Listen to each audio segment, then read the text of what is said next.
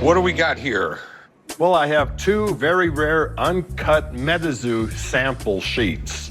Is that like Pokemon stuff? Gary, are you giving him another shot at something? I am going to, Chumley. I felt so bad 8 years ago about that time that I thought I'd give him another shot today. So these go for a lot of money? Yes. The most expensive card is probably the pristine 10 first edition base Charizard. The card itself is considered the crown jewel of the Pokemon world. So how much do you want for these things? I'm looking for right in the area of $500,000. It's out of my skill set completely.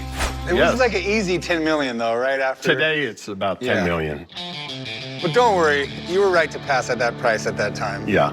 Since that day, I've actually befriended Gary. We've done a lot of conventions together, and I actually am familiar with these. So this is not Pokemon. No. More similar to Magic the Gathering, but basically it's a strategic card game, and you battle with your deck of cards to try to eliminate all the creatures off your opponent's field, and then tallying up your life points to win the game. Can I say the creatures on here, whereas Pokemon, of course, are just made-up characters by their artists, these are based on real cryptids like Bigfoot, Mothman. To put it in terms you understand, that's the Charizard of the game. Okay, so that's the And- expensive one. And this is the most expensive one because it's the Black Border Sample Mothman. These are sample MetaZoo sheets, which would have been before the first edition. So this is the earliest example of MetaZoo that was ever printed. Gary, why don't you tell Rick how you obtained these sheets? Well, I got these directly from the founder and owner, Michael Waddell. He gave them to me. I think we traded off something with my Pokemon stuff. And so that's how I ended up with them. All right, we got there. So let's talk business. What are you asking for these things? I am looking for $120,000 for the two. All right, you are the trading card guru. What do you think they're worth?